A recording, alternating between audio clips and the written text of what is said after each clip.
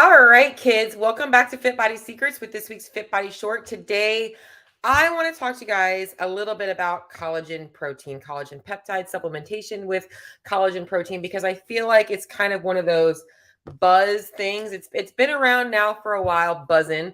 But I think that there are some things that people need to know about or need to understand in terms of supplementing with collagen protein, because at the end of the day, when it comes to supplementation, I know I just recorded an episode on supplements, is you want to make sure that you're getting your money's worth and that you're actually getting, some benefit to it. At the end of the day, collagen protein's not cheap. Most of them are, going to run you somewhere between like 40 and 60 bucks.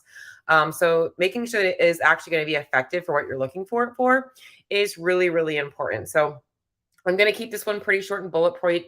There is a ton of science, a ton of, things I can talk about, but I want to hopefully make it simple for you guys to understand the things that matter most. So first of all, what exactly is collagen? So collagen is the main component of all of your body's connective tissues. It is the primary building block of many of your body's components, such as such as our skin, teeth, nails, cartilage, bones, tendons, hair, all of those types of things. And the whole mindset around supplementing with collagens is that by taking in or ingesting collagen, we are going to increase our collagen production, which will help slow down the aging process, help our hair, skin, and nails, help our joint pain, all these things. Some of the claims that I wrote down here, let me just pull up my notes real quick.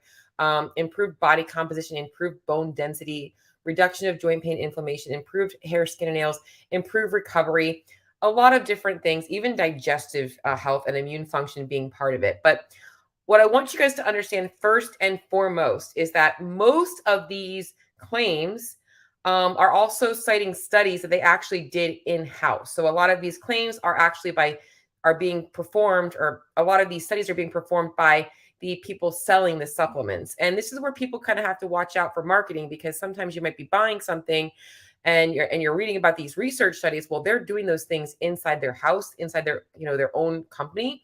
And you always want to make sure whenever you're testing or you're looking for supplementation, you're looking for third-party testing that people are doing outside of their current company. So I'm going to go down a couple of the claims real quickly, and then hopefully help you guys figure out if collagen protein is even worth supplementing for you. So let's talk about improved body composition. There were some studies that show that by taking in collagen protein, that there would be an increase in lean muscle mass and a decrease in body fat just by supplementing with collagen protein. Now, when I looked up the study and I did the research on it, the study was basically shown that they basically took three populations. One were given 15 grams of collagen protein, the other 15 grams of a regular whey protein, and the other was given nothing, a placebo.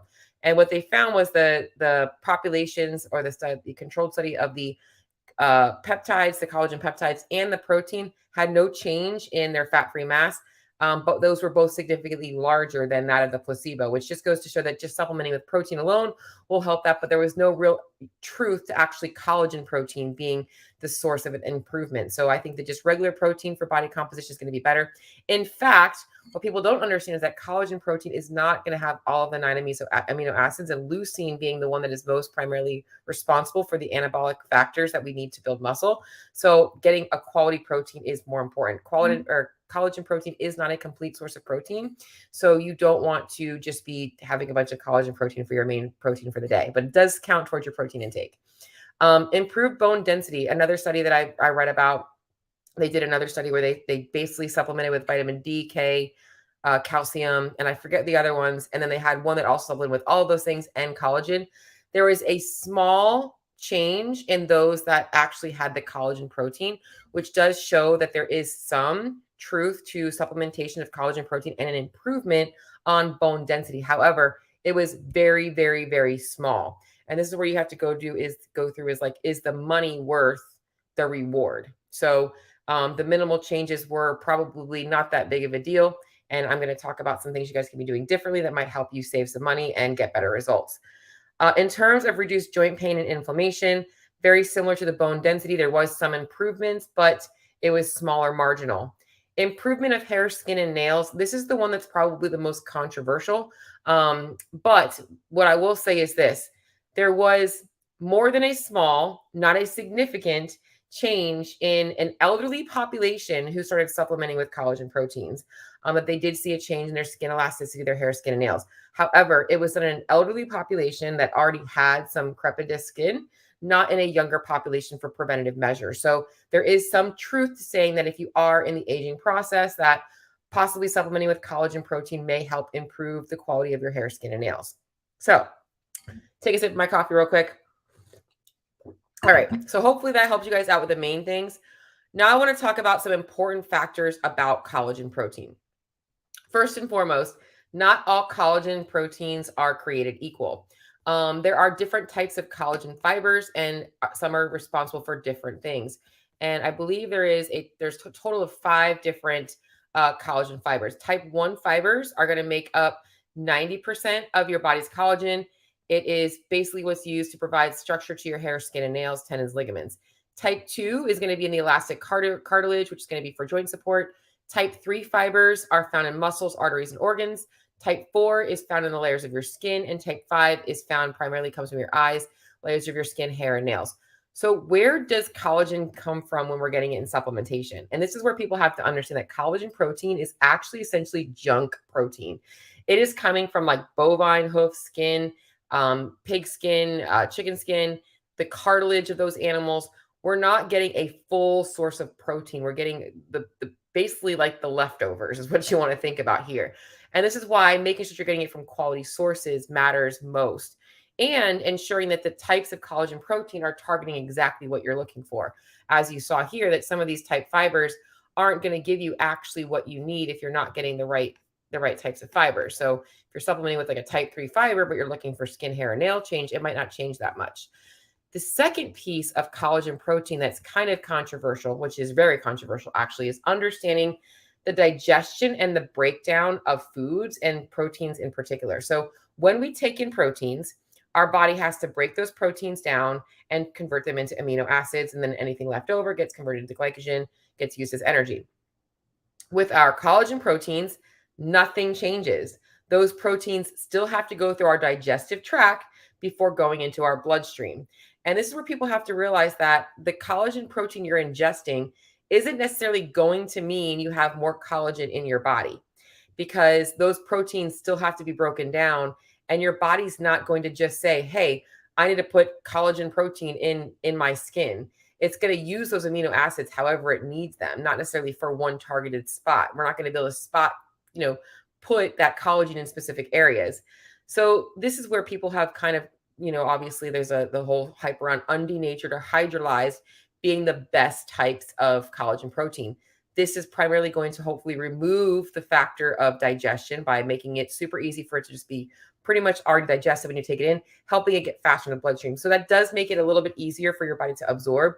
And there are some of the protein amino acids that actually can bypass that when it's a hydrolyzed form. So when you guys are choosing your collagen proteins, you want to make sure that you're looking for the right types of fibers, that you are getting it from a grass-fed, primarily bovine. I believe marine is another one you want to use. And then that you're actually getting a hydrolyzed source. So you want all of those things for sure. And this should not be a supplement or a replacement for regular animal protein or whey protein in general. So hopefully that helps you guys understand a little bit about collagen protein. The most important thing though, guys, and I'm going to really note this, is when it comes to collagen protein and wanting to produce more collagen. So supplementing with collagen protein, we want to look at the factors that are actually causing a decrease in our body's ability to naturally produce collagen protein. And some of the biggest offenders of I can't even talk right now. Some of the biggest offenders that are going to affect your body's ability to produce collagen protein, because that does decrease as we get older. We can actually produce it naturally. That's how we get it. But as we get older, it starts to kind of decrease, is smoking, exposure to ultraviolet light, and too much sugar and carbohydrates, too much sugar and refined carbohydrates. So if you want to work on helping your body naturally produce more of our collagen, we want to reduce those things, along with supplementing with things like vitamin C, which helps your body absorb collagen better, even if you are supplementing with it. So that's the main things. Now, I am personally just now starting to take collagen protein. I am in recovery from shoulder surgery, as many of you guys know, and I am looking to optimize. With that being said, my diet is already optimized. I'm doing all of the factors. So if you're using collagen protein as a Band-Aid without thinking about all those other factors, you are likely not going to see the effects of collagen as much as you would if you were actually taking the time to do all of those other things first, and then realizing that the collagen supplementation is probably going to give you an extra 1 or 2% edge. So you might be wasting your money if you're not taking a look at all the other factors in your life. Let me just hop over into the group here. Damien, chocolate collagen goes in my coffee. So I just bought the First Form peppermint mocha, and that's exactly what I put in my coffee this morning, and it was amazing. So whether it does anything for me or not, it was really expensive coffee creamer. And I think that collagen, if you're using plain collagen in your coffee, great. You don't have to put it in your coffee. You can put it in anything you want to. You can put it in your oatmeal. You can put it in whatever. You can sprinkle it on anything. So, but good stuff, guys. So quick episode today, just to give you guys a little bit of talk about collagen protein. I hope you guys are off to an amazing Sunday afternoon, and I will talk to you all on the next episode.